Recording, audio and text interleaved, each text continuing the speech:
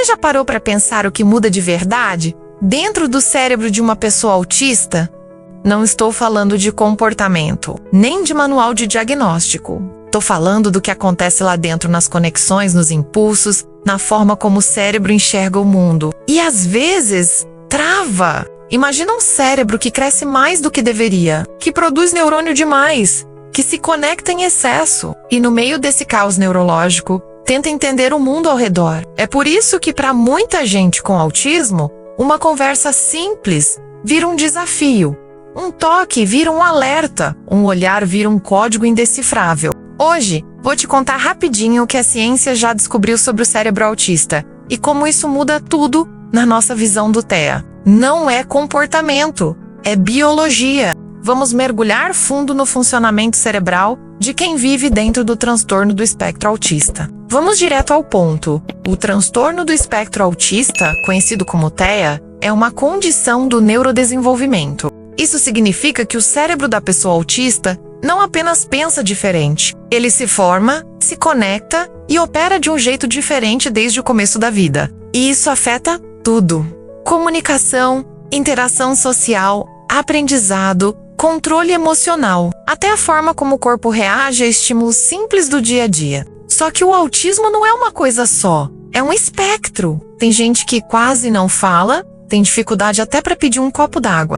E tem gente que fala bem, trabalha, é funcional, mas sente que vive num mundo onde tudo parece fora de lugar, como se tivesse vindo com um manual de outro planeta. E aí vem a pergunta: o que está acontecendo dentro do cérebro dessas pessoas? Os primeiros estudos comparando cérebros autistas com cérebros neurotípicos revelaram uma coisa curiosa: o tamanho da cabeça. Crianças com autismo por volta de 1 ano de idade costumam ter uma circunferência craniana maior que a média. E esse crescimento do cérebro é acelerado justo na fase crítica do desenvolvimento. Claro, isso não é uma regra. Não é toda criança com cabeça grande que vai ter autismo, mas o padrão existe, e isso levou os cientistas a cavar mais fundo.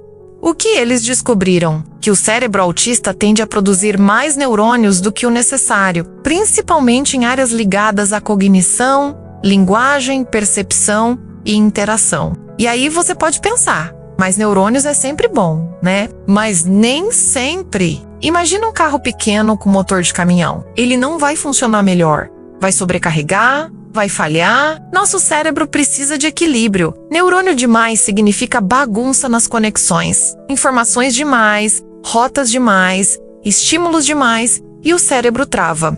É como uma orquestra com 1000 instrumentos tocando sem maestro. Não é sinfonia, é ruído. E esse ruído não para por aí. Além dos neurônios em excesso, o cérebro autista também costuma formar conexões demais entre eles, sinapses a mais. Mas quantidade não é qualidade. Durante o desenvolvimento, o cérebro passa por uma fase de limpeza, chamada poda sináptica. Ele elimina as conexões ruins, desnecessárias, e mantém só as boas. É como aparar uma árvore para ela crescer mais forte. No cérebro autista, essa poda falha. E o que sobra? Um emaranhado de conexões fracas, que atrapalham mais do que ajudam. Um computador com 1000 abas abertas, rodando ao mesmo tempo. E isso afeta tudo: linguagem, atenção, resposta emocional, interpretação social. É como se o cérebro estivesse recebendo muitos sinais ao mesmo tempo e sem saber qual deles prestar atenção. Outro fator importante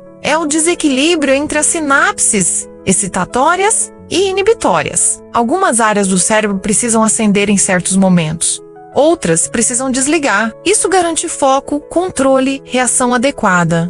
No autismo, essa regulação quebra. Áreas que deveriam estar quietas disparam e outras que precisavam agir não reagem. Um resultado bagunçado que atrapalha o comportamento. É como um palco onde todos os refletores estão ligados ao mesmo tempo, mas nenhum iluminando o ator certo. Agora vamos falar sobre o que muita gente sente na pele, mas não sabe explicar: o processamento sensorial. Muita gente com autismo vive em constante estado de alerta. Sons comuns parecem explosões, toques leves incomodam, texturas, cheiros, luzes, tudo pode parecer agressivo. Por quê? Porque o cérebro autista não filtra estímulos como deveria. Tudo entra com o mesmo peso, A mesma força, sem filtro, sem controle, e isso esgota. Isso explica porque muitas crianças autistas evitam lugares barulhentos, ficam nervosas em festas, se incomodam com etiquetas de roupas, o cérebro está recebendo mais estímulo do que consegue processar. E de onde vem tudo isso? A raiz está nos genes. A ciência já identificou centenas de genes relacionados ao autismo. Genes que controlam produção de neurônios, formação de sinapses, poda neural, equilíbrio entre redes cerebrais. E esses genes, por sua vez, reagem ao ambiente. Uma infecção na gestação, um medicamento, uma exposição a toxinas, tudo isso pode influenciar esse processo. Não é uma causa única, é um quebra-cabeça biológico com muitas peças, e a ciência ainda está encaixando tudo. Outro ponto que vem sendo estudado é a forma como as regiões do cérebro se comunicam entre si, a chamada conectividade funcional. No autismo, existe algo chamado hiperconectividade local e hiperconectividade global, ou seja, áreas próximas do cérebro se conectam demais entre si, mas falham em se comunicar com outras regiões mais distantes. Na prática, é como se a pessoa conseguisse se fixar em detalhes, mas tivesse dificuldade em ver o todo. Um ruído na TV incomoda mais do que o diálogo. Um movimento de mão distrai mais do que o rosto da pessoa.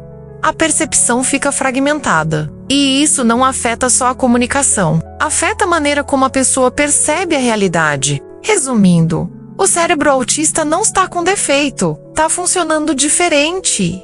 Com mais neurônios e conexões, a intensidade aumenta e a coordenação diminui. É uma estrutura poderosa, mas que exige um tipo de cuidado, de compreensão e de respeito que muita gente ainda não tem. E é por isso que é tão importante falar disso. Não é falta de educação, não é má vontade, não é preguiça. É o cérebro operando com outro sistema. Se esse vídeo te ajudou a entender melhor o autismo por dentro, na raiz do que acontece no cérebro, deixa o like, compartilha com alguém que precisa saber disso e comenta aqui o que mais você quer ver por aqui. Valeu por assistir até o fim e até o próximo mergulho na mente humana.